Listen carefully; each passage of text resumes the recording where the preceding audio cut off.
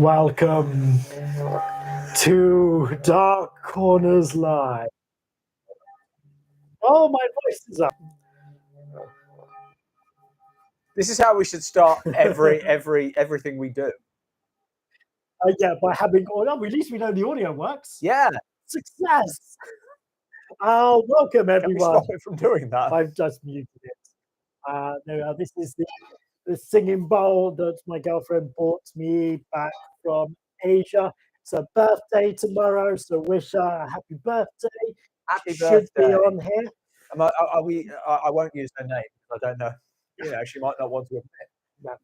But happy birthday, Graham's girlfriend, whose name is protected for security reasons. Yes. How is everyone today? Where should we begin? Do you have anything to talk about first? Do I have anything to talk about? Yeah. Sorry, my phone keeps going off. No. You want to mute your phone? No, I like feeling popular. Should we answer some questions? We've had some questions. Okay, so somebody asked if we've reviewed any John Dola films. We have. I think he has his own playlist. He does have his own playlist. So we've reviewed Galaxy Invader was one of the very first reviews we did. Fiends, Night Beast, and The Alien Factor. About time we did another one. But yes, we have. What other questions have we got? Let's get the questions going. Have we reviewed Elves? Yes, we have. Yes. Creeping Terror? Yes, we have. Have we done Things? No. Things? Yeah. Done lots of things. Done a lot of things with. Have you seen season 3 of Ashby the Evil Dead? Yes. Have you seen season 1 and 2? I have. Good. And thoughts? I mean, to be honest, I think they're all pretty much the same. I enjoy them all.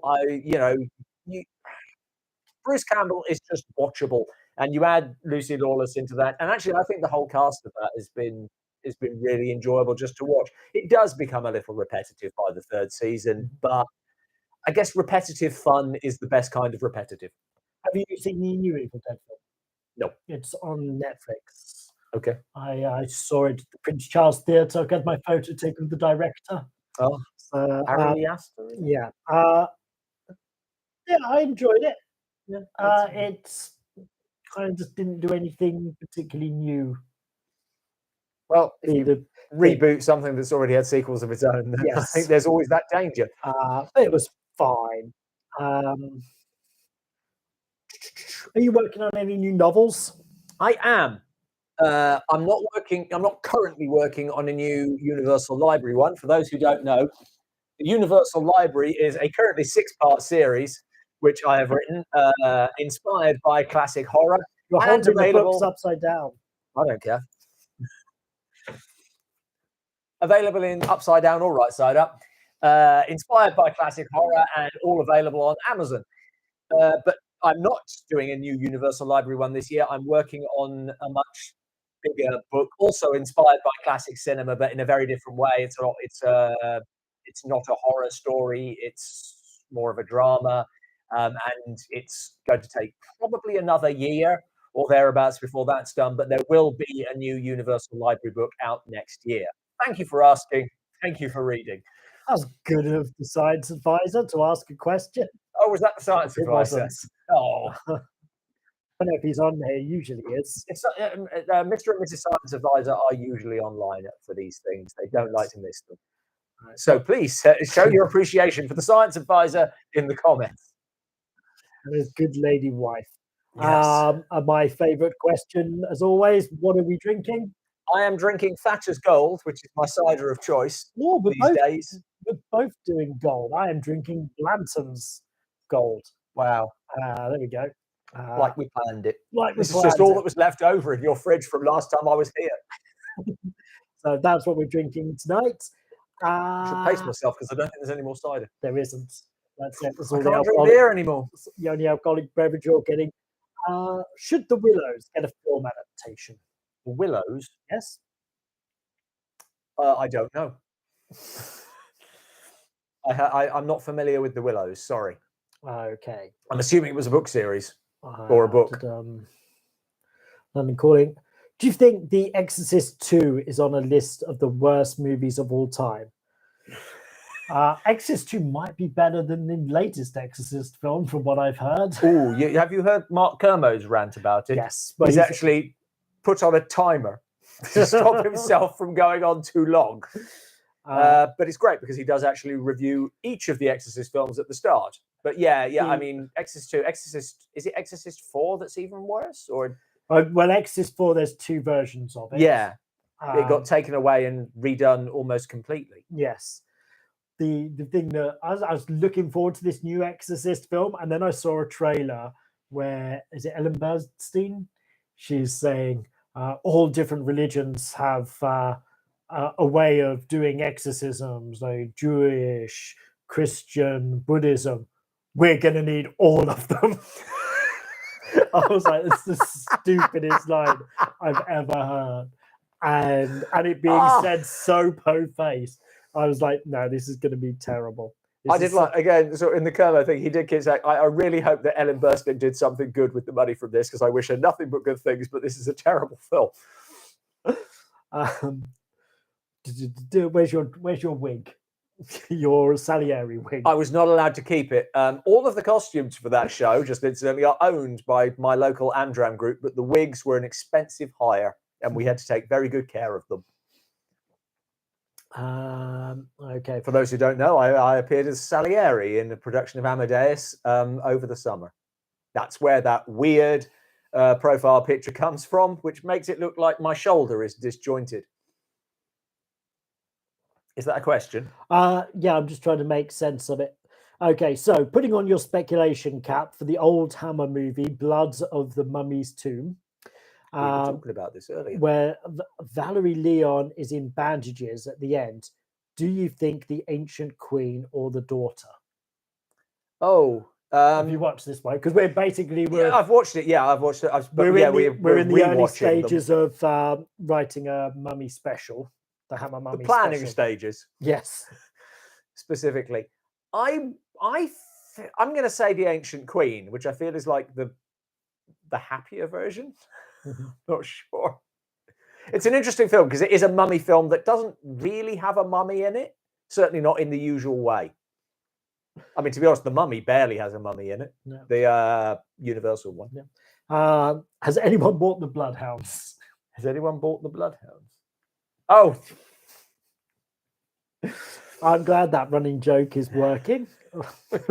Have you seen Dark City? Oh, Alex Proyas. Yes. Yes. For a long time when it first came out, though. Yes. So yeah. One of the first taxing my memory. One of the first DVDs I ever bought. Yeah. Felt a little bit like he sort of, well, The Crow went well. I'll stick with that aesthetic. But yeah, and Richard O'Brien's in it, isn't he? Being one of the creaky old people, which is basically what he's built a career around. But yeah, it's a fantastic looking film. We have not reviewed Nosferatu the Vampire from '79. What's your thoughts on that? I like it. I don't like it anywhere near as much as The Silent. I do feel like it occasionally falls between two stools. There's obviously this thing that Werner Herzog does as a sort of a new wave German filmmaker that has nothing to do with what Murnau was doing, but he's also paying tribute to The Silent. And I find that the sort of the stylization that Murnau brought to it sits somewhat uncomfortably against Herzog's style, but I do like it. It's a good film. I just don't think it's a great one, which I think the original is. But then I'm slightly biased because I do love the original. What was the film that was coming out this year that just doesn't seem to have made it over here properly on the ship? Oh, Voyage of the Demeter. Did it make it out here? Yeah, I don't know if it made it into cinemas here or if it was just a very limited release, because that one passed me by. Yeah. I think I'm not sure if it was just released straight to streaming, to be honest. Is it do you know if it's on streaming? It's not on a streaming channel, a service that I get. Okay. So interested that. And did you watch Renfield? That's nothing to do with Renfield. I did miss that one. No, you didn't. I did. I mean, to be honest, everyone was raving about it and saying that it's actually a lot of fun and everything, and it just didn't look like my sort of film. So I'm not too worried. And I like the idea of something about Renfield. I often like the idea of these things that spin off characters, but very often the execution isn't what I would have done, and that's not necessarily a great criticism. But I think that in the end, I think there's a very important thing that you can do with films, which is self-censorship. And if you're not going to like something, then don't bitch about it. Just accept that other people are going to like it. It's just not your sort of thing. That's true. Favorite type of monster? Favorite type of monster? Yeah. I do love a werewolf. I like the tragedy of the werewolf. I also feel that there's room out there for a great mummy movie that hasn't been made yet. okay. I think there's some good mummy Based movies. on a novel. I don't think I've written the great mummy story. In some ways, it's not the one I set out to write. I'd like to do another mummy one, which is would sort of be apart from that, but I don't want to get too much in a rut. Yeah. I kind of want a good Dr. Jekyll and Mr. Hyde. I'd love to do a Dr. Jekyll. I wrote a script for Dr. Jekyll and Mr. Hyde like 20 years ago.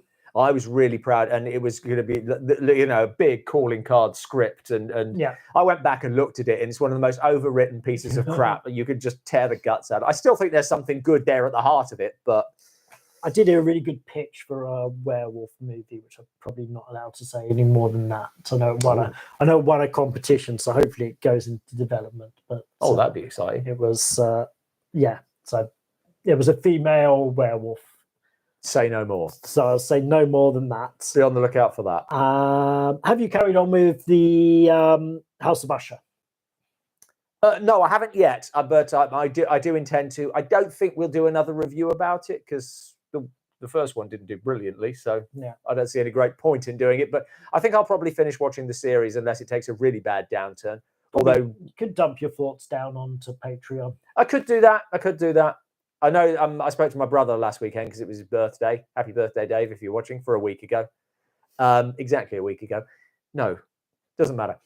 And he, I think, watched 3 episodes and said, "Don't bother."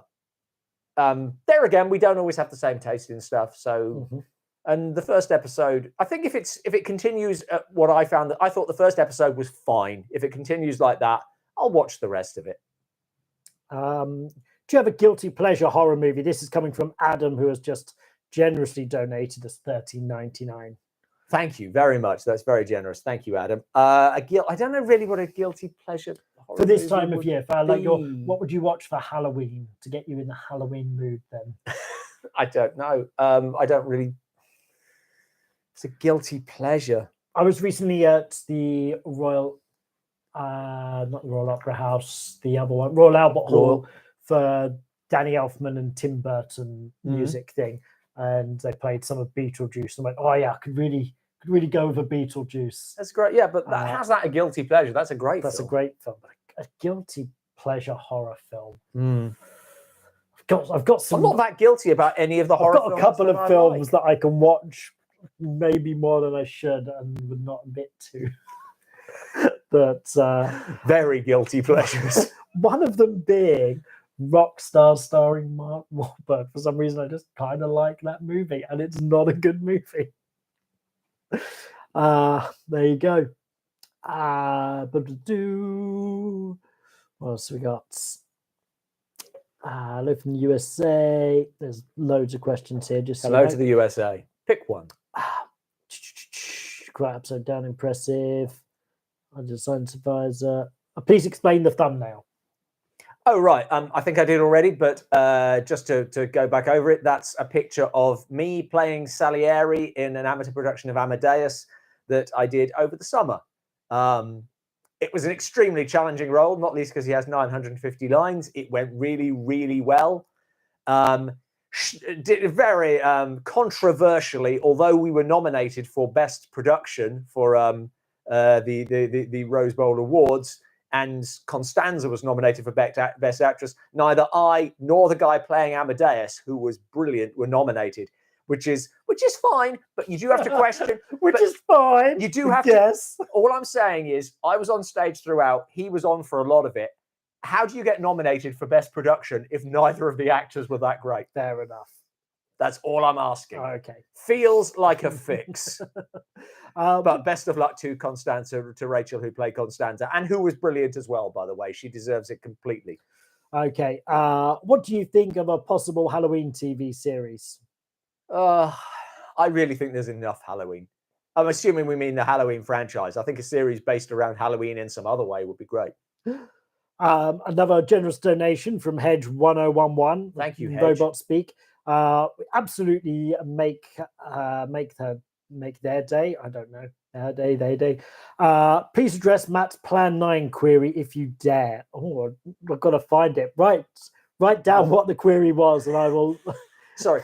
there's an enormous number of questions and comments for us to sort of like trawl through, and it can be difficult to keep track because the ticker keeps jumping ahead. Will we do horror at Party Beach? Maybe. There's a copy of it on YouTube that is missing like 10-15 minutes, which is just too much gone for us to use that copy, and I've not been able to scope another good one. I haven't been looking that hard because it feels a little maybe too comedy for us. Okay. Would you consider doing specials on certain authors in the movies that were inspired by them? So obviously we've done the Corman Poe films. We were talking earlier about doing the Universal Poe films. Yeah, but whether or not, I mean, part of me would love to do a special just about Edgar Allan Poe adaptations, but that would be mad. There's been so many. It really is extraordinary. But maybe, if we could find the right author and the right... then the other one mentioned here is Lovecraft. Yeah, there's not so many Lovecraft ones. But Lovecraft isn't really a writer to my taste. And I've not read enough to, I think, I would be the wrong person to do that, I think. Well, other horror authors have got, like, obviously Stephen King. I was going to say Steven Spielberg, but Stephen King.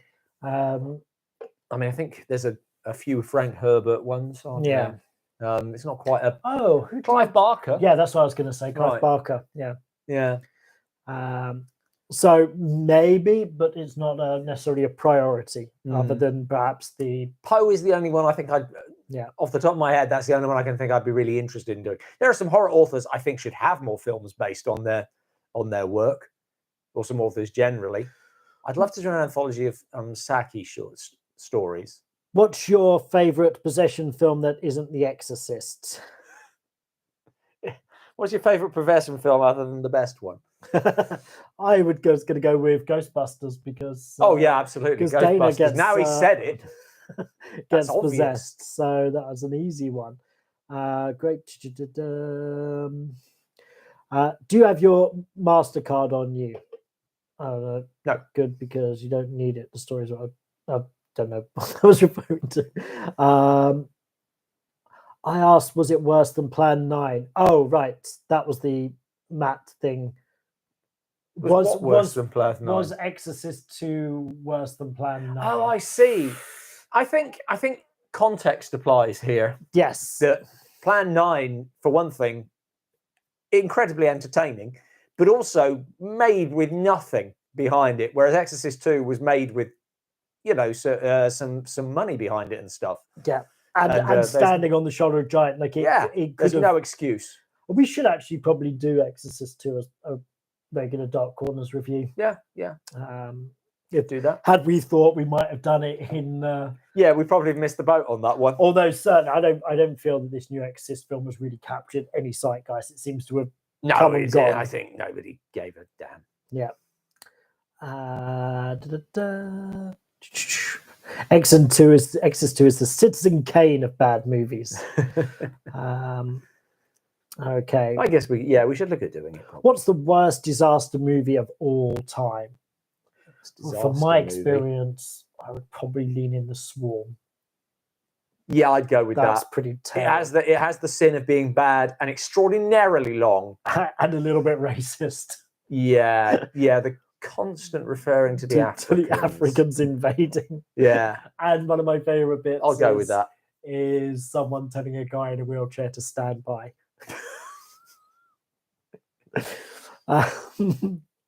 Teenagers from Outer Space we have done. We have way back. Hope you get to do more Santos movies. We are recording one tomorrow. Yes, we're doing Santo in the Wax Museum. Will our Luta Libre advisor be part of it? You'll have to wait and see. Only time will tell. His secret identity remains a secret. Would you consider doing the Blind Dead series, Tomb of the Blind Dead, Nights of something? Yeah. So this is a question that always gets asked. I think not. We have done an Armando Sorio film, but the Blind Dead ones, I just find them a bit. I don't think there's quite enough there for a review. They have a really good atmosphere to them, and I think their main badness is that they're slow, which is not very funny. Oh, I like this question from Victor. Okay. If you could go back in time and be on the set of 3 classic films, which would they be? Oh. Okay. I'm going to generalize. I'd like to be okay. Buster Keaton's Sherlock Jr. Because I think I'd love to see some of the effects are done in that. Bride of Frankenstein, and another one. You can chip in with 2 while I think of a third. I'd like to go on to the set of Star Wars. That's almost 50 years old, so I think that counts as classic now. I don't know. I think it's something classic that's very nearly within my lifetime. What else would I like to be on the set for? I was thinking a Ray Harryhausen film. Any Ray Harryhausen there you go. film. Yeah. That's my 3. You can't piggyback off of me. I don't know. I think people care about your opinion more than mine anyway. As they should, but still. I don't know. I mean, to be honest, there's so many that you'd like to be. I think anything in that era, it would just be fun to be there. Somebody said they liked Last Voyage of the Demeter. It wasn't bad, but it was enjoyable. Okay. So, and they liked Renfield too. Somebody else. What are your thoughts on Shocker by Mario Bava? I don't think I've seen it. Okay. We had the pleasure of discovering the man with the X-ray eyes during these viewings. That was a conversation that's happening amongst people. Hello to Mr. and Mrs. Science Advisor. Worst Owen Allen disaster film. We've already answered that. What are your thoughts on some of these Soviet greats, such as Come and See, Stalker, and The Flight? I mean, Come and See is a classic. I don't think I recognise the other 2, to be honest. Sorry. I was thinking, I mean, when you say Soviet greats, I thought Eisenstein. My references are always so much older. Have you ever found a copy of Paul Nash's take on The Mummy from 1973, Revenge of the Mummy? No, the Nashi ones are... So there's loads out there, but finding decent dubbed copies is not always easy. Is this in the box set that I got? No. Is it not? You've got a box set of Nashi films? Yeah. Yeah, that's where we did The Exorcist from. Oh, okay. I think it's got Hunchback in there, and oh right, okay, maybe it's on there. It might be on there. Presumably, I knew about this, but I feel like I'm hearing it for the first time. I don't know if you know this one, but 1931 Dracula with Philip Glass soundtrack. Oh right, yeah, not for me. Okay. Although it needs a soundtrack, but I didn't like that one. Are we going to do a retrospective on the Creature from the Black Lagoon series? It's not impossible, because we are working our way through all the Universal series. It is going to be the last one that we do, I have to admit, just because they interest me slightly less. And we're backtracking to do Frankenstein next year again. Yeah. To do it properly, give it. Then again, we are running out of Universal series. I think it's probably one we will get to. Yeah. Favorite Godzilla movie? The first one. Yes. Easy. And then easiest question of the night. Possibly Destroy All Monsters after that. Some people's guiltiest things. People thought you were dressed as Norman Bates as his mum. Really? That's come up a few times. Have you seen 2007's Trick or Treat? Trick or Treat? No. No. Sorry. I feel really bad because I know people are hanging around waiting for us to answer questions, and then very often the answer is, no, I haven't seen it. Never heard of it. Sorry. What are you talking about? We've only got so much time. We have to watch all these shit films before we can watch the good ones. No, it's just the case that I'm working my way through every good horror film chronologically, and I haven't got out of the 1930s yet. That's true. I'm still waiting for a Dark Corners review of Carnival of Souls. Yeah, I don't know why we haven't done that. That's probably must be streaming somewhere, mustn't it? Yeah, it is, because it's I believe it's out of copyright, so it should be on YouTube, and I think Criterion Channel's also doing it. It's one that might be more than a streaming review, Right, maybe that's. but then it's a is it? I'm not sure it's enough for. Is there enough for a special? So it's kind of falling in that grey area. Maybe we should do it as a streaming review, and if it gets like an extraordinary response, we'll do it as a special. Yeah. Or not, but maybe we should do it as a streaming review, just because we could use a good streaming review around about now, and I feel like Carnival of Souls would do quite well. What have we got here? Dark Corners. No more thingy. Access to. What are the 3 best John Carpenter movies you like? The Thing. Halloween. And Big Trouble in Little China, mate. Oh, there you go. Yeah, it's fun. Yep, I'd go along with that. Can you review Monster Seafood Wars? Feels like not. Robert Bloch has come up as another horror writer. It's kind of he's popped up a few times actually as writing screenplays. Yes. He's one of the anthology. Films. But for me, working on this Video Nasty video, he wrote. So the Video Nasty is "Don't Look in the Basement," which is based on Poe's Dr. Tar. Oh, right, which we have reviewed a version of that. Tar. And there is another version of that which was in the Alfred Hitchcock Hour, starring Ray Milland, and was scripted by Robert Bloch. Wow, that's like 6 degrees to Kevin Bacon, but without actually getting there. So this is like one of these examples of like, oh, there's an interesting bit of trivia, and just like just adding on and adding on and adding on. Yeah, and go, trivia was it really worth mentioning all of that? Who knows? I think it was interesting. Did you read the Christmas horror story, The Last Feast of Harlequin? No. Sorry. Do you think that Tom Cruise should do a film version of The Mountains of the Mountains of Madness? I think he'd love to. And yes, absolutely. I think that I wonder if Cruise is going to remain attached to that project as a producer and just allow somebody else to be in it and just make it happen, because I think it was something that he and Guillermo del Toro were quite attached to. I think I have faith that will happen. It feels like Del Toro is too successful now for Hollywood to keep shitting on the idea of a really big budget R-rated movie.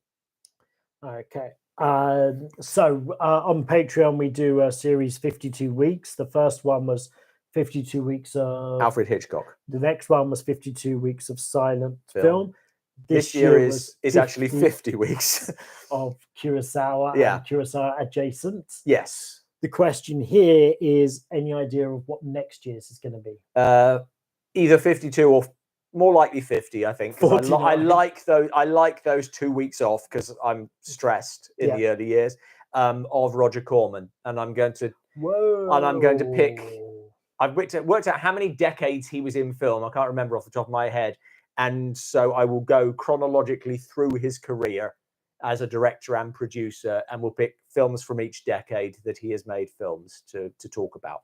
Oh, that's worth becoming a Patreon member for. I have to say that was a suggestion of someone on Patreon. And that's the first time I've actually announced it. But yeah, I thought that was a great idea.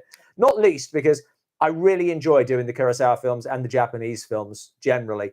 But some of them are 3 or even 4 hours long, and it's eating into my week in a way that Roger Corman films would not. That cool 88 minutes.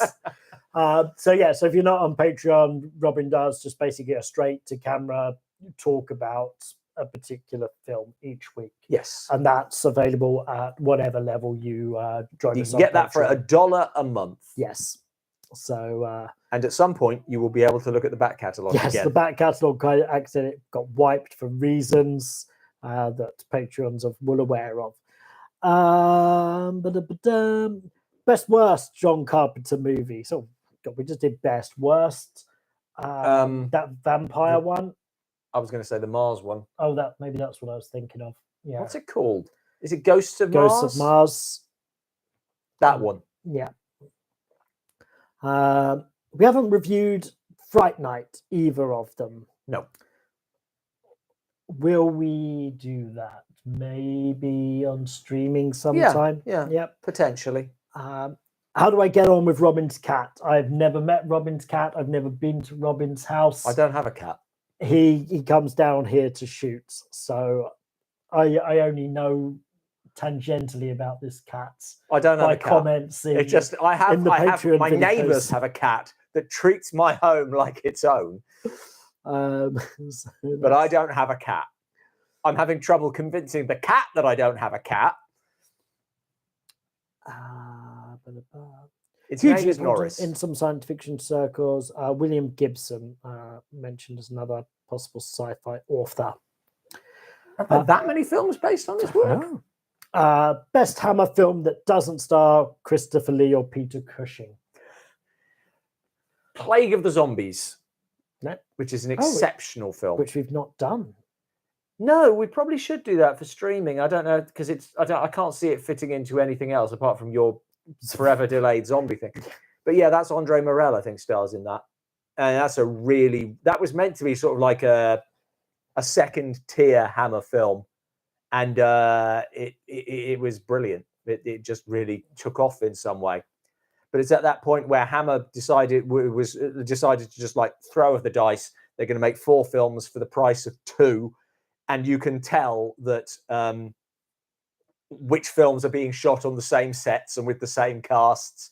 And both, I think it's Plague of the Zombies and now what would be the film that goes along with it? I think I can't remember off the top of my head, but they both have the exact same weird sunken cemetery with the same bridge going over it.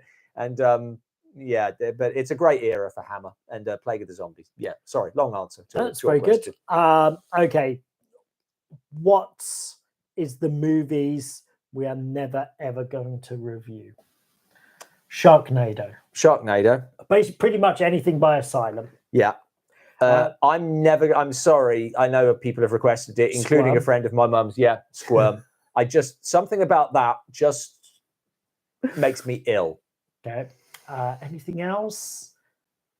I'm sure there's lots of things we're never going to review. Yeah, anything like any film that's bad, but it knows it's bad and is playing up to the fact that it's bad, we're never going to review. That's probably the main criteria. And then it will be anything that's just too disgusting for Robin's taste. That's probably the 2 buckets that it falls into. Fair enough. Okay. Who's the most famous person you've ever met? I suppose levels of fame. I've met Starro Breen. I've met Joe Brand.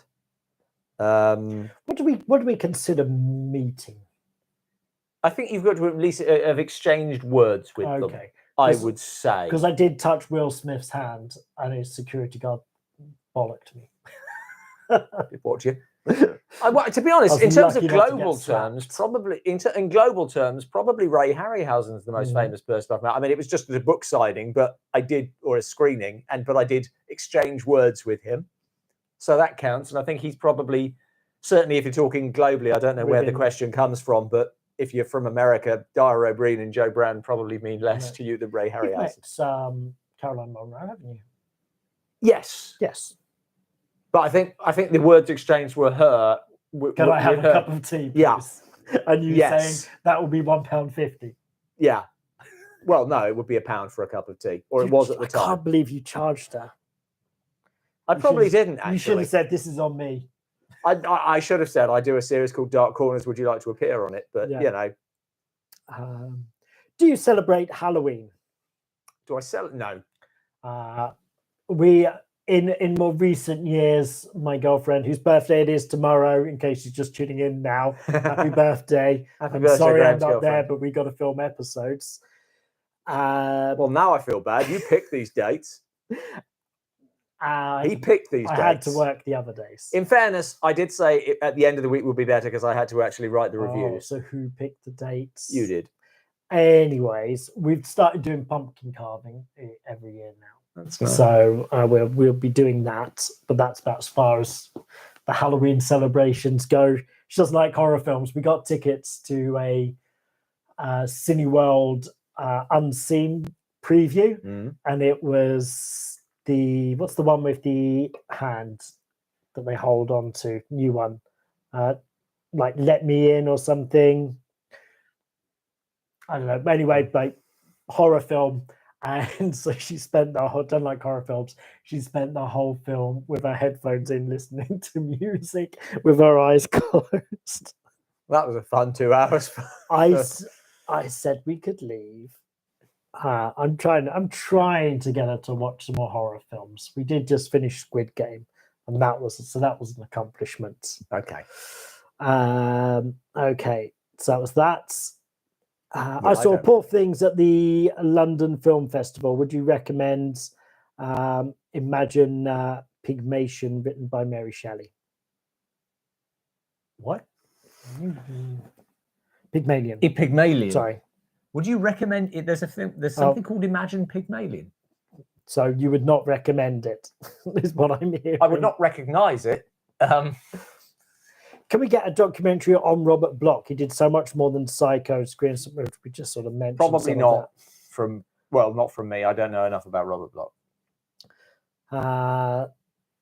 Savage, we have not reviewed Savage Harvest. We have seen Ginger Snaps, one of your favourite werewolf films. Yeah, I love Ginger Snaps. I thought that was a really great novel take on the werewolf genre. I think I saw that when it came out when I was at university.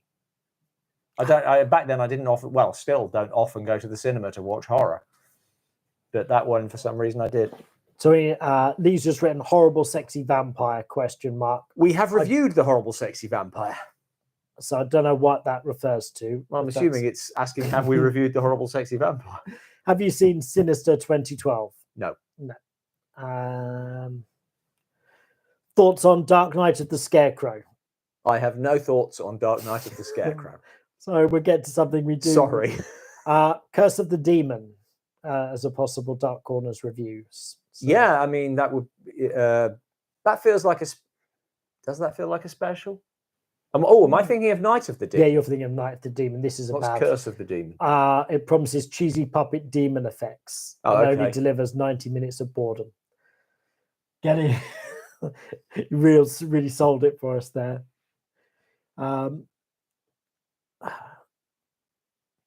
You know what? Curse of the Demon might be what Night of the Demon is called in this state.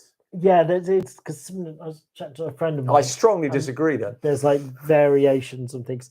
Right. This is a question somebody saw on the Hammer Facebook feed. Is Hammer Films just blood and boobs? No.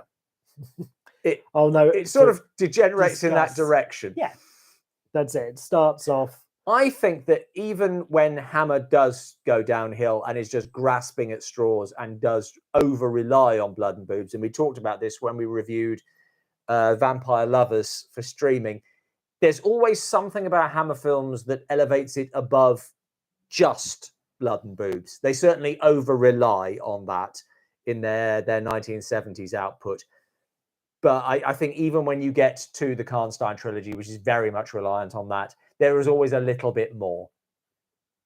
Lust with the Vampire is probably the one that's most sinning in that direction. Yeah. And I think even Jimmy Sangster would have admitted that.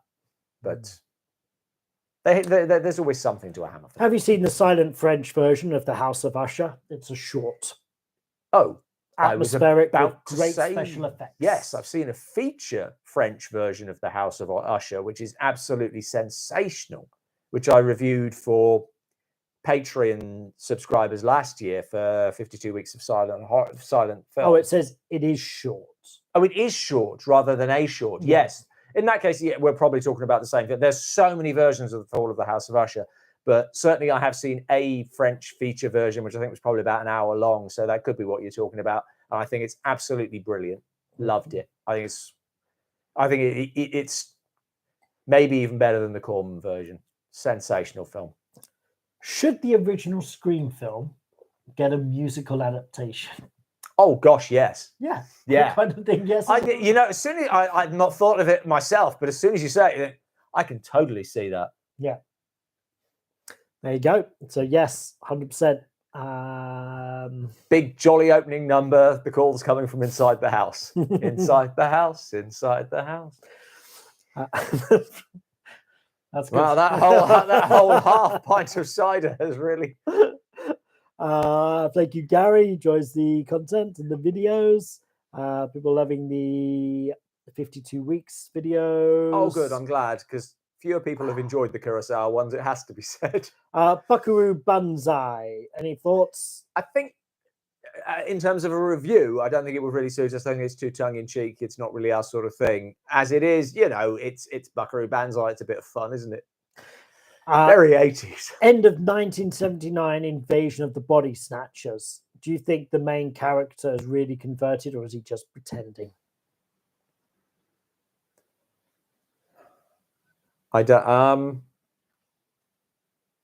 I think he's really converted, if I'm honest. Mm-hmm. The main thing I remember from that film is the fact that the girl can vibrate her eyeballs. Isn't that like something they discovered she could do? Oh, yeah, just had to write that in. Yeah, and I kind of like it when sort of like an actor has like a weird natural talent like that, and they can sort of bring it into the character. It's kind of in the Last Exorcism, the girl could really sort of bend in weird ways, so they were able to sort of. Well, I thought that in the Paul Nash exorcism, that girl was. Oh yeah, she was probably contorting her body. Yeah, actually, the Last Exorcism is an exorcism possession film I quite like. Oh right, there's an answer to a question that was about an hour ago. But if I'm comparing that to Ghostbusters, it's going to be Ghostbusters. You still go with Ghostbusters. That was only about. Will we ever review Duel? Duel? Yes. The Steven Spielberg. I don't see. I mean, I don't think we do a special on it, but for streaming, I don't see why not. I mean, that certainly has aspects of a horror film to it. It's a great thriller. I think it's sort of like an exemplar of a thriller. How you can make something so simple, so tense. Have we covered the Canadian horror film The Pit? No. Have we not? Was that? I don't think that was the Canadian. One with the teddy bears. We have reviewed We've reviewed a film called The Pit. I don't remember if it was Canadian or not, because surely that's the one with the kid and the wheelchair thing. Yeah, I remember someone in the comments saying that it was filmed near where they lived. I didn't think it was Canada. Okay. If it is, we have reviewed a film called The Pit. It's funny. Yeah, it's one of the ones where I'm like, oh, we had a really shitty copy of the film, and I've since seen better versions of it, and I kind of like, oh, I don't want to go back, re-edit, and repost it with better quality, but it never seems a priority. It's not really worth it. Yeah. This is also a Jack the Ripper retrospective. This is something that we've talked about in terms of other things which is my fault.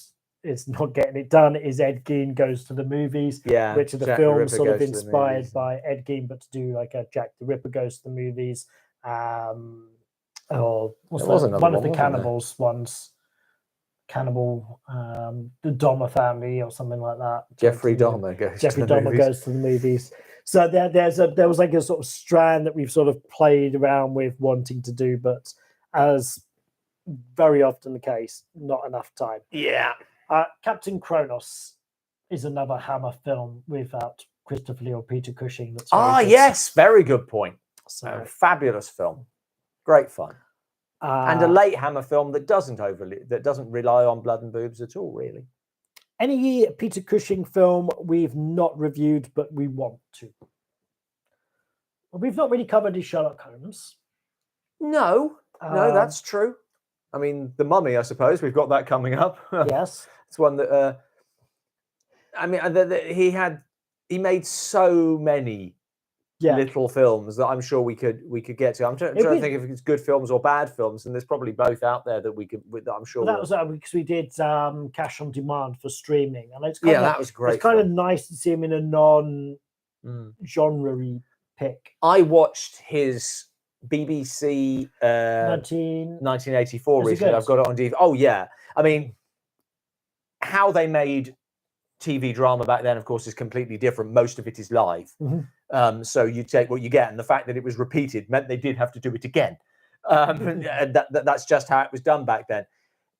So you have to sort of get your head around that. But it's extraordinary. Do you know why that was the case? They had to repeat it again. Because it was so popular. No, but why they had to film it again? That's just they did these things live. but they did record them. But there was also the actors at the time were really worried about the idea that something they could be filmed once, because stage had been the predominant method. So it was sort of the actors' contracts were that if they had to do it, they would have to film it again, so they would get paid again. They like the idea of sort of residuals for the same thing. Didn't really, because there wasn't a model for it. Well, for whatever reason, it's the second one that survives, and Peter Cushing always felt the first one was the better. That it really captured the energy of it and the tension, because they didn't really know how this was going to go, and it's extraordinary. It is, people. It had a tremendous response at the time. That it was people wrote complaints that it was too dark, that it was too nasty, and but it's a great piece of TV drama. I don't remember what the question was, but that was just on my Peter Cushing films that we want to. Oh right, yeah. I mean, that's probably not one that we. Well, if it's streaming somewhere, I suppose we might have a look at that. Other ones that come up for Hammer Films, The Reptile. Yeah. I think Plague of the Zombies is a better answer than The Reptile. I think Plague of the Zombies may be a better answer than Captain Kronos as well. I'm sticking with Plague of the Zombies at the moment as the one I think is the best. We've not seen the new Exorcist film. I was going to see it. I heard it was terrible. I thought it might. That then made me want to see it even more. And then I heard that it was boring, and I wanted to see it less. From Raven House Mystery, did you see the Agatha Christie film A Haunting in Venice? Yes, I saw it last week. So your thoughts on that? I thought it was not as good as Branagh's first Poirot. I thought it was a lot better than his second. My main criticism of it, unfortunately, does give away a key plot point, so I can't say that. But I enjoyed it. I think what I most get out of those adaptations, and I use the word adaptation almost wrongly. This has sod all to do with the Halloween Party, which is the book on which it's based. Is what I mainly take away is that Branagh loves playing Poirot, and that is worth watching. But yeah, I was a little disappointed, to be honest, because I was hoping it would be as good as Murder on the Orient Express, which is really good. Caposaurus used to keep a list of all the films you don't want to do, and they include Doctor Who, Invasion Earth, Starman, Creature from the Haunted Sea, Incredible Petrified World, Return to Boggy Creek, and Queen Kong. Yeah. Didn't we do Return to Boggy Creek? No, we did. Oh no, yeah, you're right. Boggy Creek and another one. I stand by all of the rest of those, by the way. Petrified World is way too boring. Queen Kong is nobody can make that funny, including the people who made Queen Kong. That's an appalling film. Caroline Monroe special anytime soon? ? We've toyed with a Ladies of Hammer. Yeah. I'm always concerned about that being a little gratuitous. That's why we should do it. Yeah, we have absolutely no issues with YouTube on that subject. Talk to Me. That was the film that my girlfriend spent the entire movie with her headphones on and her eyes closed. A David Carradine retrospective could be fun. We're looking at something small there in the style of the Vincent Price. We were looking at a John Carradine one, a David Carradine one. I think we're less likely to do. A Bigfoot movie. We've not done. We haven't done a Bigfoot movie in a little while, have we? No. There's not a tremendous amount out there. How many hours a week do you spend watching films? Asks what I can only assume is the sexiest lady in the chat. Happy birthday. I'm assuming. Yes. How many hours do you spend watching films? I mean, it varies. Minimum 3, 5, 7, 8. I would say absolute minimum of 15 hours a week. And then like more as we get closer to a shooting day and we realize we haven't got enough content. Well, this is the thing. Usually I say I have to watch 2 films a week for regular bad movie reviews. Then there's streaming, the one for Patreon, whatever we're doing for a special. And I like to go to the cinema myself from time to time. Some films for yourself, Yeah, and whatever's on television. But yeah, I would say a minimum of 15 hours a week. Have you seen any of the new Frasier series? Not yet, no. I'd like to at least give it a fair crack of the whip. Yeah, Robin used to just like watch an episode of Frasier in the morning. I always do. I still do. Part of your schedule. I still do. Have you watched the new Neighbours series? Yes. And? I mean, they've made some decisions that I guess they had to sort of like make it their own and change some things. They've made some decisions I don't agree with, but they always did. And the fact is, when you've spent so long watching a series and so long with those people, then it's vaguely like when your actual friends in real life marry someone who you think, not sure about that, but you're going to keep the friend anyway, obviously. And that's vaguely what it's like coming back to Neighbours now. The truth is, and there are some new characters who I don't like, but there always were. I suspect I'll stay with it as long as Carl and Susan are still alive. But then I'll probably stay with it until as long as Toadie's alive. God, Toadie's still in it? I've not watched it since like the 90s. Toadie must be like 100 years old now. No, and also with Carl and Susan. No, I don't watch it. I mean, to be honest, I don't watch it like I used to, because I used to just have a time every day, and it helped me scheduling my day. And the fact that it's now I can watch it any time, I find really inconvenient. Okay. Sorry, this wasn't the question. No, it wasn't. That was just that was me questioning you. Did you ever watch Movie Dome? Movie Drome? No, yes, that. No. Okay. That answers that question. Are we going to review Biggles? Probably not. I don't think so. 4D Man. I seem to recall the 4D Man is one that I looked at and decided not, that it was it just wasn't quite right for us. It wasn't quite bad enough, to be honest. Do we know Liquid Sky? Doesn't ring a bell. No, doesn't ring a bell. Totally Killer. It's another film, doesn't ring a bell. Bye, Mark. Just watched Twins of Evil and Hands of the Ripper, just saying. Good films. Well, average films. Any feelings about Ghost Story 1981? Nope. Sorry. Did you know the Norman Bates in the book was overweight and homely, unlike Anthony Perkins, which is interesting because Perkins was built a lot like Ed Gein. Yeah, that's probably like the biggest difference in the book to the film. But the book itself is very tenuously linked to Ed Gein, and I think I read that Robert Bloch was only partially aware of Ed Gein. Right. It wasn't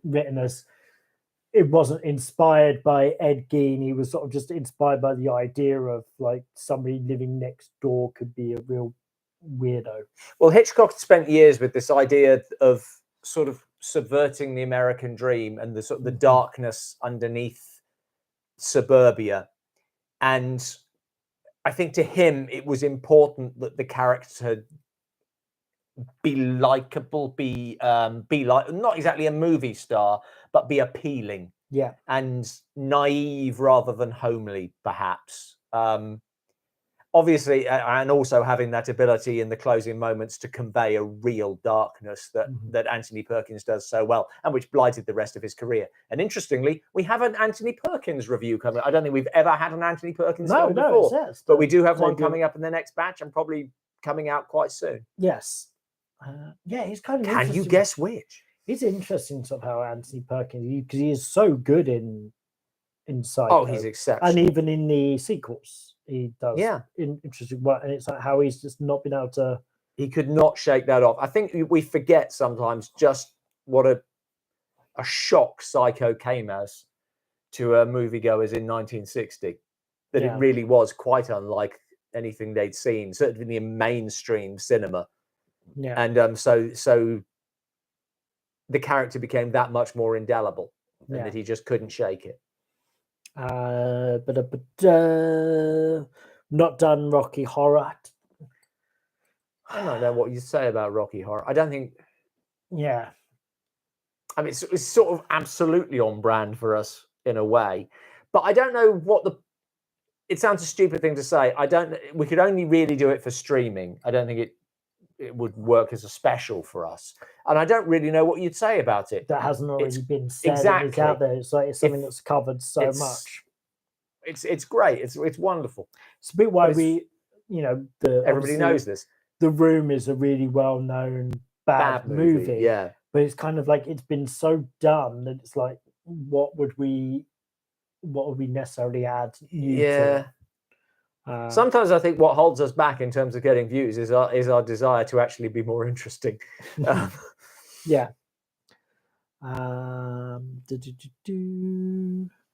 So that was that. Will you do a video on the Fulci films? Probably not. Or if you mean like a retrospective, I think probably not. I'm sure that we'll cover other Fulci films. Any non-horror Hammer films you're a fan of? What?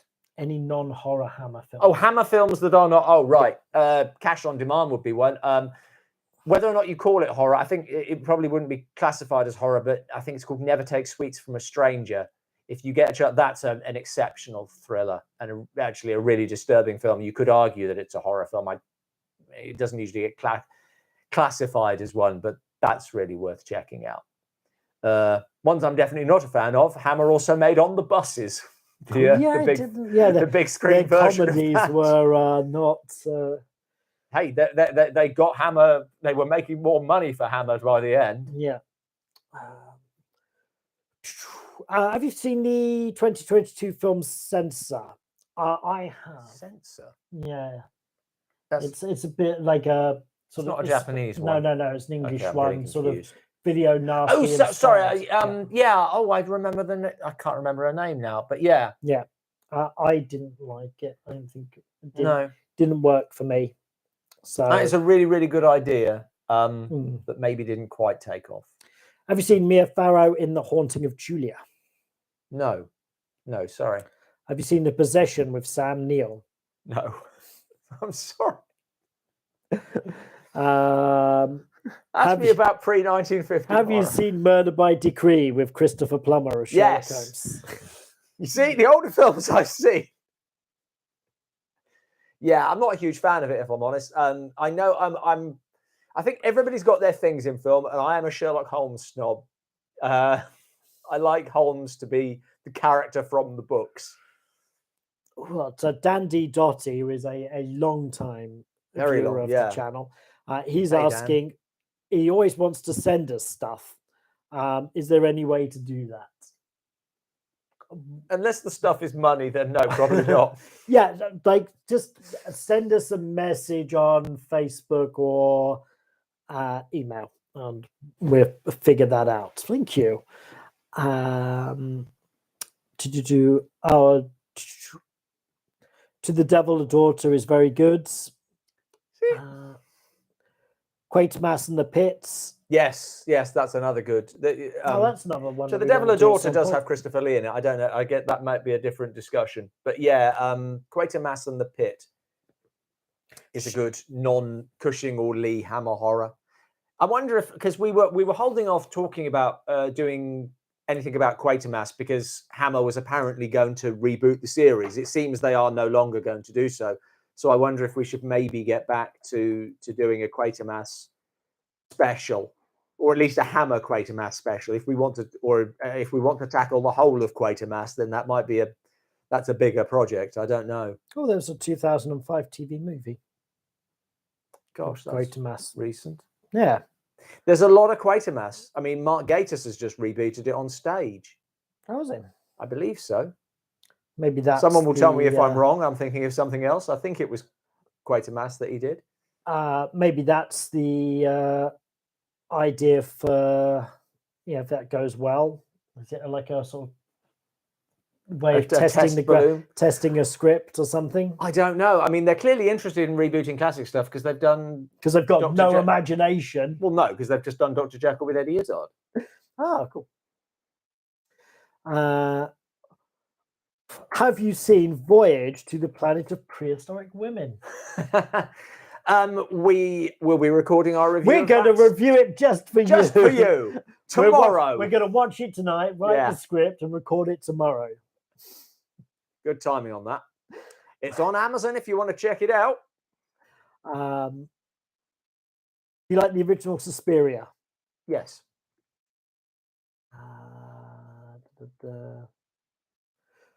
Well, we just answered this one. Which classic Hammer horror would you like to see remade for a modern audience?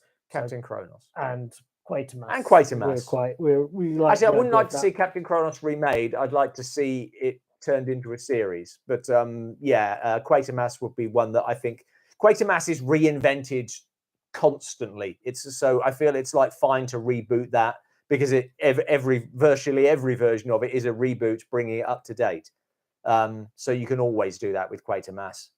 If you were going to make 2 movies based on Poe and Lovecraft, what stories would you choose? I don't know Lovecraft well enough to answer that, but Poe. Can I do something that's just sort of inspired by Poe? Would that be all right? Everybody else does. Okay. In that case, I'd go with a movie version of my book, The Wolf, the Raven, and the Black Cat, which draws various inspiration on Poe, mostly from the poem The Raven and from the film The Black Cat, which is a universal horror. But each of the chapter titles in this comes from the poem The Raven. They're all just individual lines taken from it. I see. Do you think that would adapt well to a film? Well, I think it would.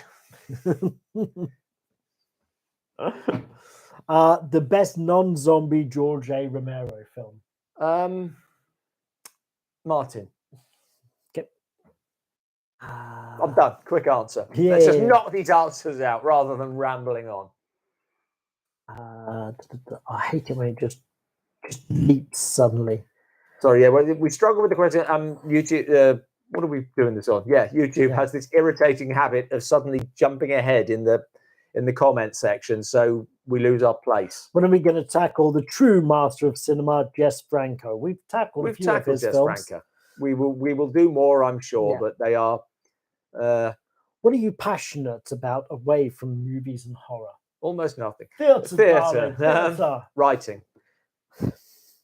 Yeah, theatre. Normally, I enjoy a lot of theatre. I like in very different ways, I suppose. We're both interested in theatre. You like going there. I don't mind going there, but I really like being on stage. Yeah. As you can see from the thumbnail for this. Good night, science advisors. I'm guessing someone's leaving. Have we reviewed beginning of the end? Yes, we have, and we've got another Bertie Gordon film coming in the next batch. We do. It's amazing how many films from what we are actually recording tomorrow are coming up at the moment. It's very good. Would anyone like to mention Kill or Be Killed? No one's heard of it. You'll love it.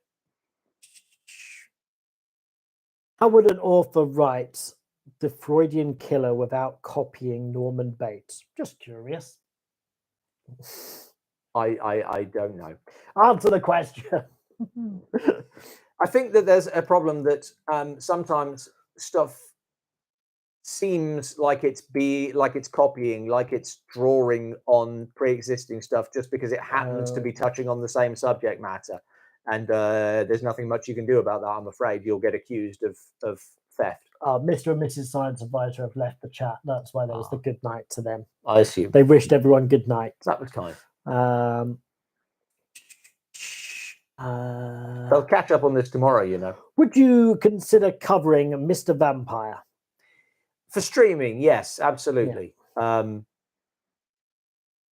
Now you've said that, I feel like I'd like to look that up and see if it's streaming anywhere, just because I quite like to watch Mr. Vampire again. I haven't seen that for years, and that's fun. Although I've never got my head around the hopping vampires of China.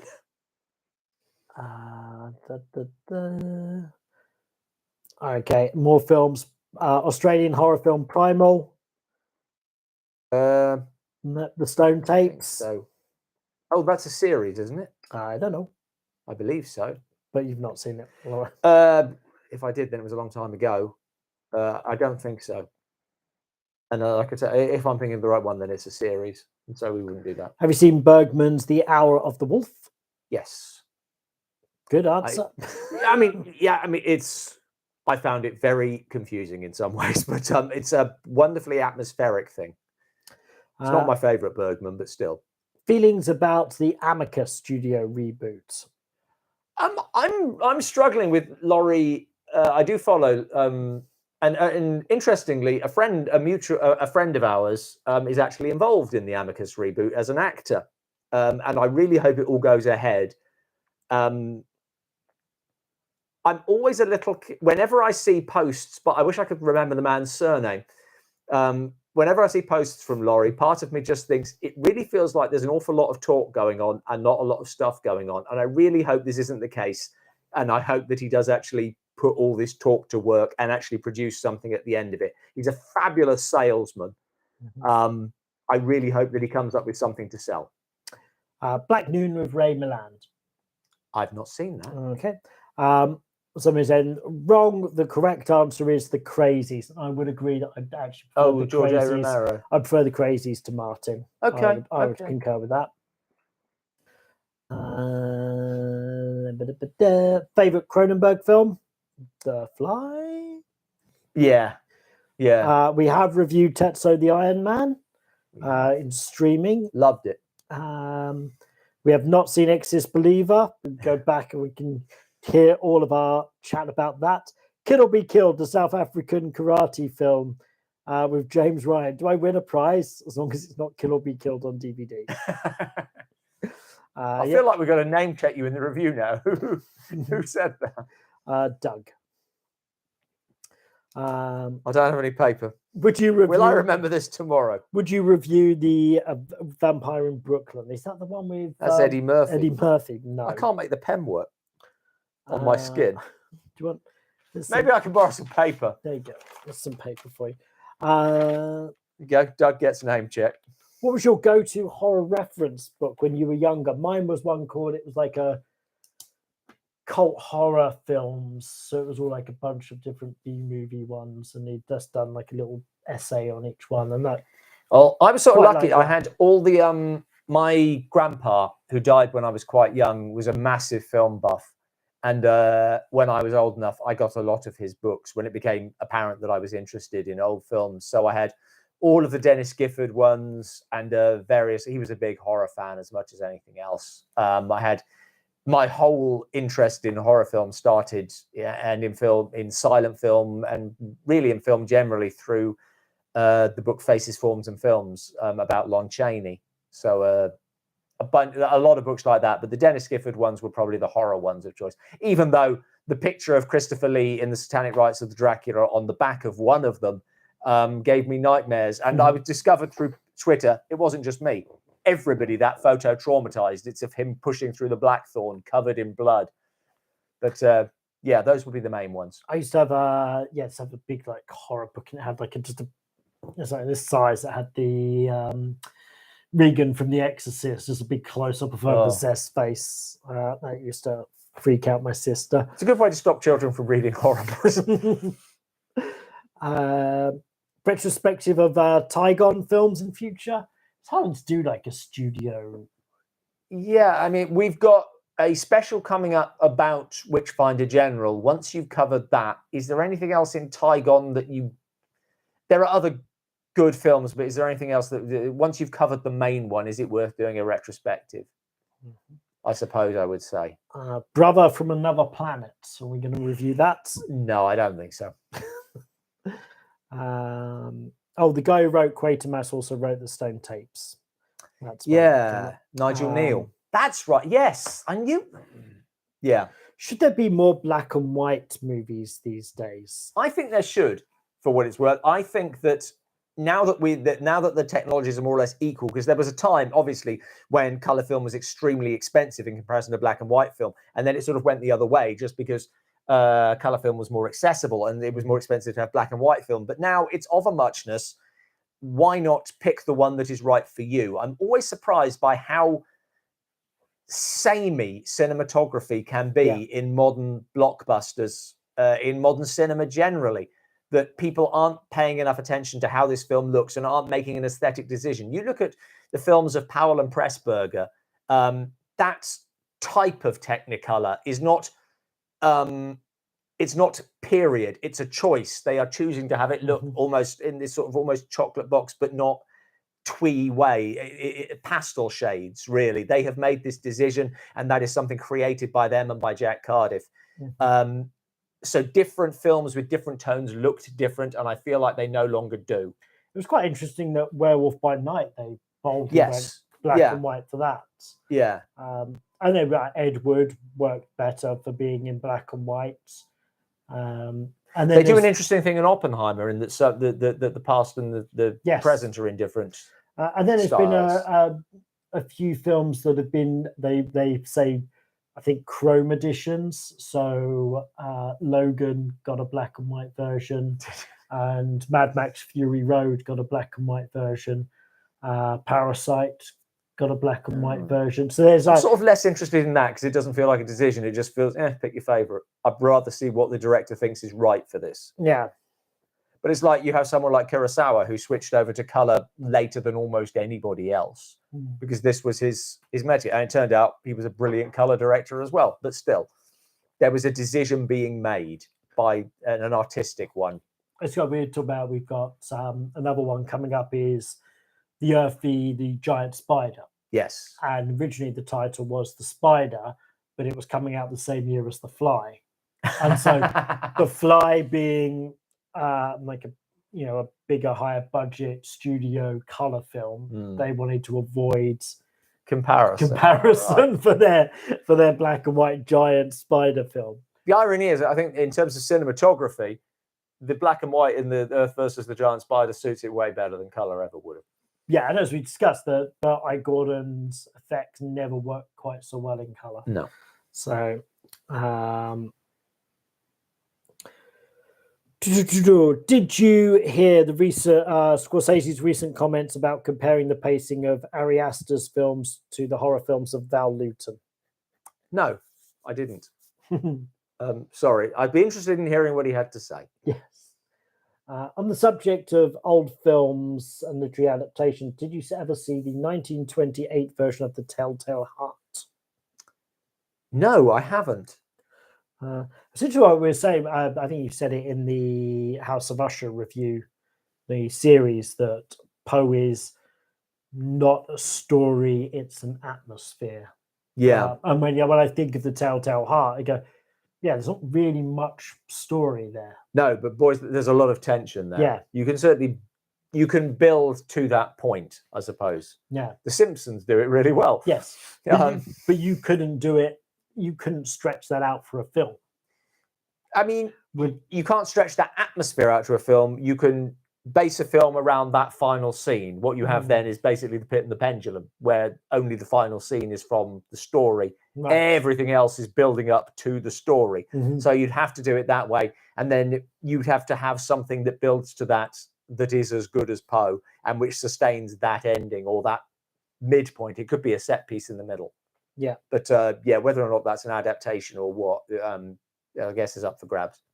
Yes. Are the recliners multiplying? No, we had two, and then I bought a third one quite a while ago now. Yeah. But it quite often is framed out of shots, so there is just the three of them. Have you reviewed Feeders? I don't know if that's Feeders or not. I remember seeing one where there was people being overly fed. That's so long ago, I can't remember it. We haven't reviewed it. So,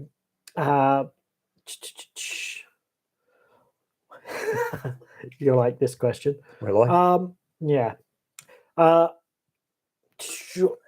What horror film made you realize that you love this genre? I don't know. Actually, I'm sorry, that's not helpful. I think probably the earliest I remember watching is the original Frankenstein, which my parents showed to me. So maybe it started there. I came to horror so much through books and learning about it before I ever saw the films. the classics? Yeah, I think Hard to say.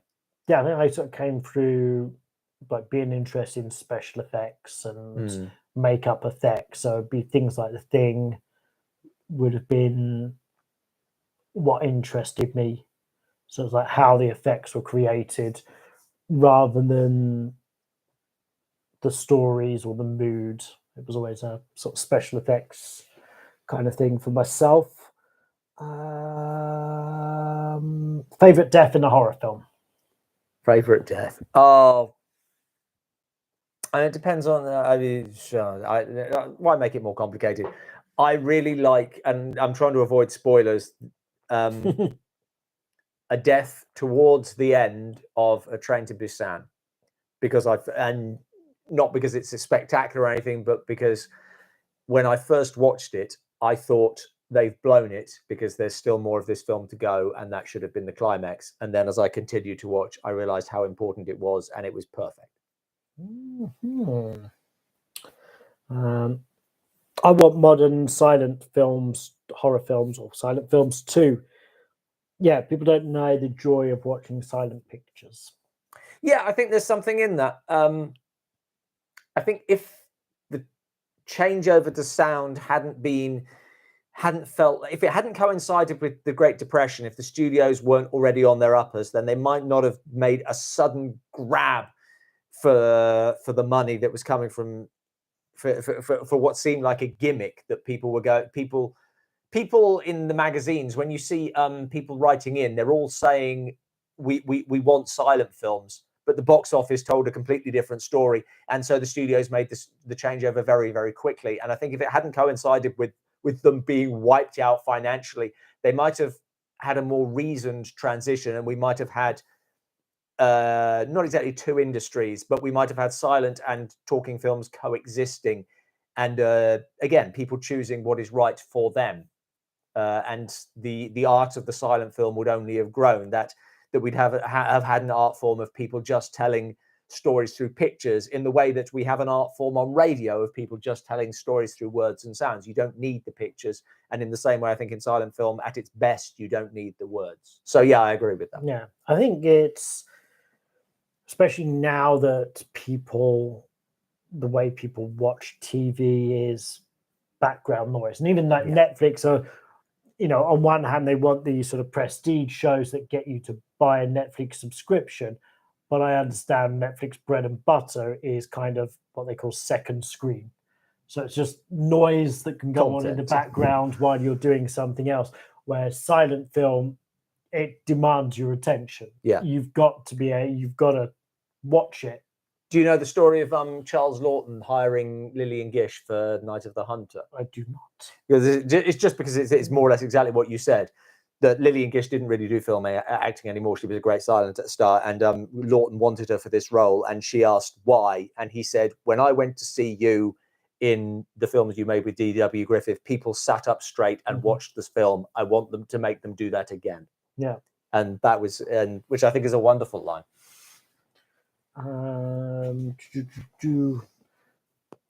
Would you like a Nosferatu remake? No.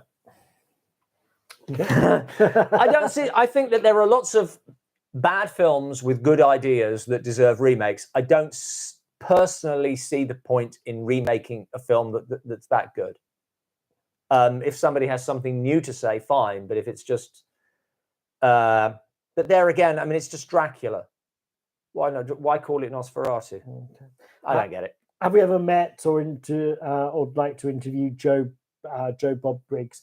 Joe Bob Briggs is far more an American thing that in England, he's not really transferred over. He has a series on Shudder, but yeah, he's not.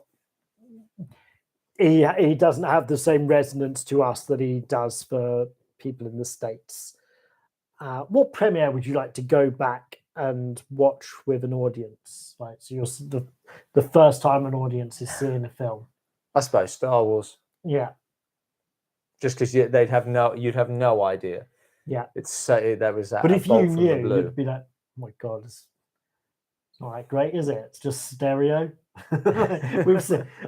I don't know. Star Wars on the big I screen. go, where's the Jabba the Hutt scene? What's this? Hard shooting second? What's this? It's not my Star Wars. Star Wars on the big screen is always a spectacle.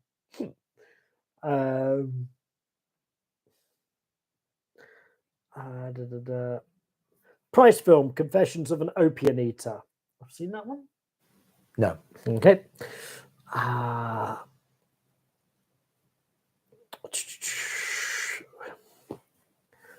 no, that one. Try and find Bear it. with us. Yep. Have you ever considered watching Savage Hunt of Kings Dakar? It's one of the few Soviet horrors. A slow burn, exceptional film. Right. I mean, it sounds like my sort of thing. Yeah. We watched a really good. I suppose technically it's a Ukrainian horror. V we reviewed for streaming last year, I think. Sputnik, wasn't it? V. Did we review V? Yes. VIY. Yeah. Sorry. I was one. thinking of a We reviewed Sputnik as well. Yeah. But yeah. Okay. Which movie maker would you most like to meet or have met? Or have met? Or no, would like to meet. Would like to meet. Would like to meet or have met if they're already dead. Right. Yeah, that's what I was asking. I mean, I suppose I'd like to meet. I'd like to have met. I'd like to have met James Whale, actually. I was going to say F.W. Murnau, and then I changed my mind at the last minute. Living ones. I'm not sure. I'd quite like to meet Danny Boyle. Really? Yeah. How come Danny Boyle? I don't know. Whenever I see him interviewed, he has an excessive enthusiasm for what he's doing. And although I don't like all of his films, and I don't think he's a flawless filmmaker, he's a filmmaker who I feel like I could say, I didn't like this one, and we would talk about why, rather than them just being bitchy about it. I feel like he's someone you could have an enthusiastic chat about films. Yeah. Well, similarly, I mean, Martin Scorsese would be another one, not because I like his films, but because I'd like to talk to him about film. Right. So I think that would always be my thing. It would have to be someone who is enthused about film and filmmaking, and those are the first two names that came to mind. Okay. Have you seen the only film Samuel Beckett made, a film starring Buster Keaton? I think I have. I don't remember what it's called. Somebody else asked, Dark Corners DVD collection, when? I don't know. What would the Dark Corners DVD collection even be? I mean, what, a collection of reviews? I'll tell you what, would you like to buy all of the DVDs we've bought over the years that we no longer need? That's the Dark Corners DVD collection. Can be yours at any time. Seen Night of the Hunter? Yes. Many times. It's a brilliant film. What film would you like to erase from your memory so you could watch it again completely unknowing? Maybe Star Wars again. I'd love to, because I don't remember the first time I saw Star Wars. Problem is, if you wipe Star Wars from your mind, you're still going to have the other films you've seen. There you go. Plus, I don't know what my reaction to Star Wars would be as a 45-year-old man, as opposed to as how old I was when I saw it, 6 or whatever I would have been. Yeah. I was very young when I first saw it. And I don't think you can replicate. I remember my niece watched it for the first time, and she adored it, and which is wonderful, because that was something she shared, obviously, with my brother and my dad. They all watched it together, and it was, that's lovely that she enjoyed it just as much. But I don't think a child, I don't know, I wouldn't have a child's reaction now. Mm-hmm. So maybe I want something else that was moving, that moved me, something like Ikiru, or I always forget the name of one of my favorite films.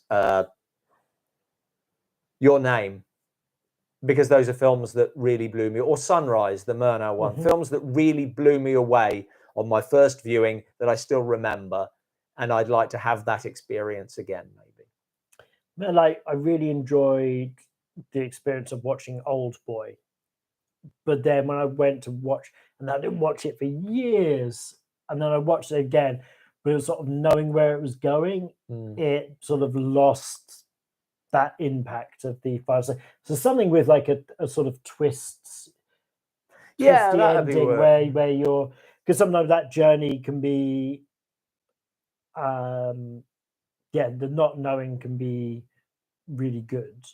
Where I know you don't like it, but I do like The Prestige. I did not like the first time round, but every time I watch it, I appreciate how tightly written that script is and how much is in there. You've only watched it once. Maybe you'll feel different if you watched it again one day. But that's a film that I wouldn't want to watch again for the first time, because that my initial reaction to it was very different. But yeah, maybe something with a twist in it. On the flip side, I watched for Patreon. I watched Sancho the Bailiff, directed by Kenji Mizoguchi, and I'd seen reviews for it, and I sort of agree with this, of people saying they would never want to watch it. It's a brilliant film, but not sure I could stand to watch it again. Yeah, because it's just too much to Visual. go through. Yeah, a bit like what's the other? Requiem for a Dream is another great film, but it's like, why do you want to put yourself through watching that again? And then there's films that I like, but I don't know if I like them because of the sort of memories of that time in my life where I saw it. Yeah.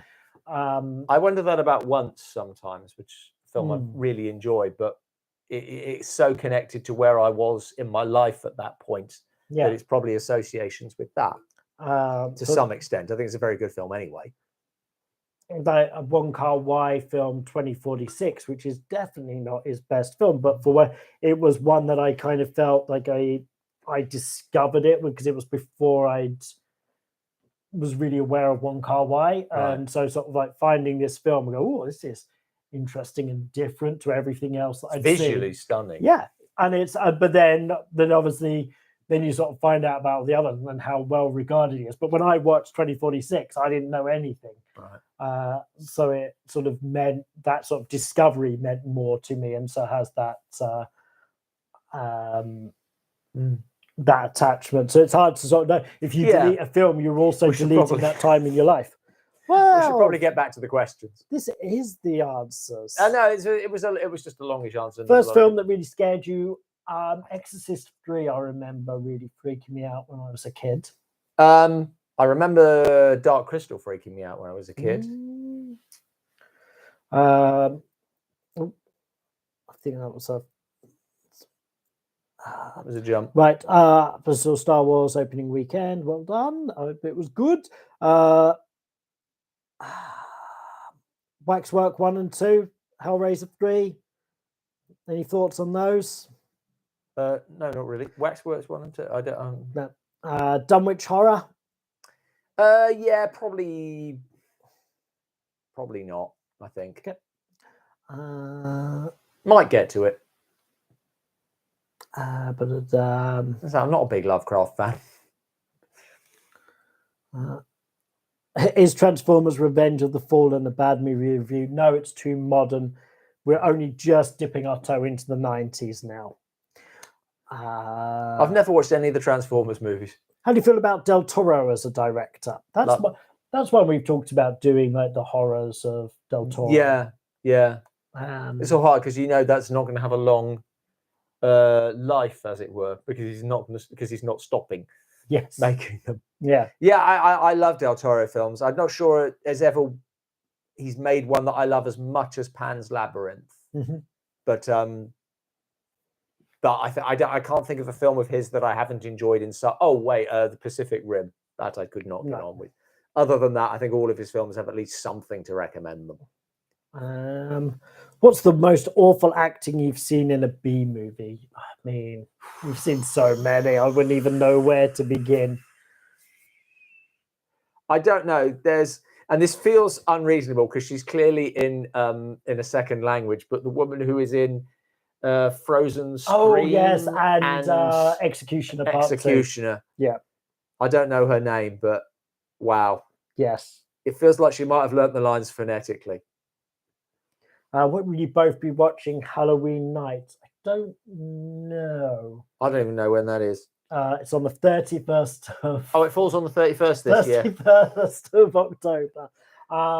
that will depend on whether I'm with my girlfriend or with one of my other friends. Depends what If I'm day it with one is, of but my- I don't make a big deal of it, to be I've honest. been trying to get around to watching Texas Chainsaw Massacre 2 with a friend of mine for quite a while. We've just not been able to schedule that. So possibly that.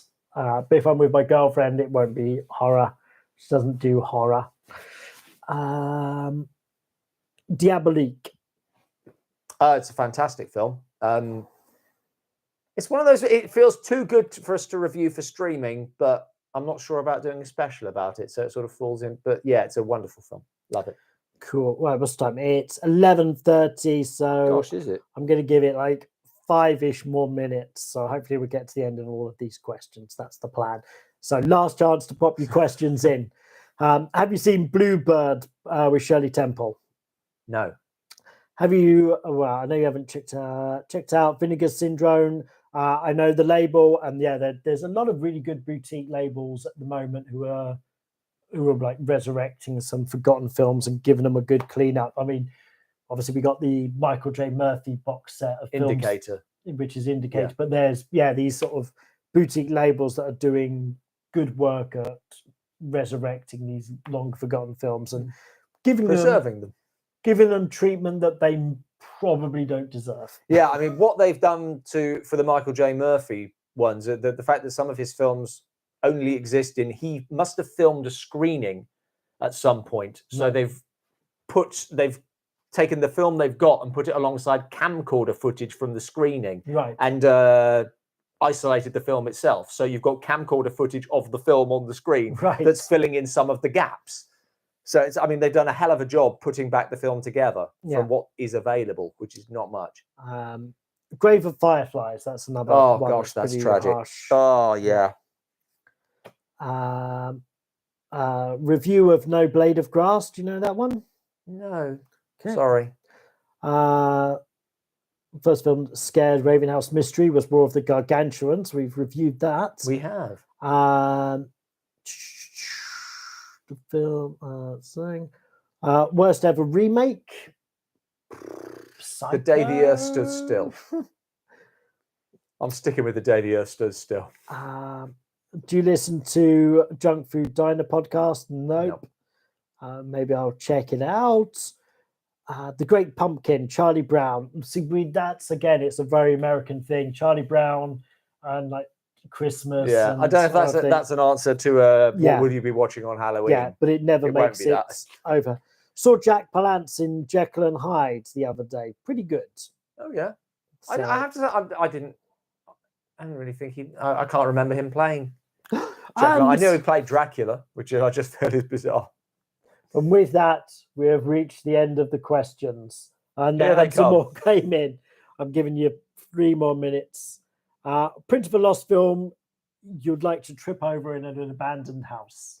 I mean, to watch The Four Devils, if I'm honest, the one I'd like to find is London After Midnight, because I feel I could make more money out of that.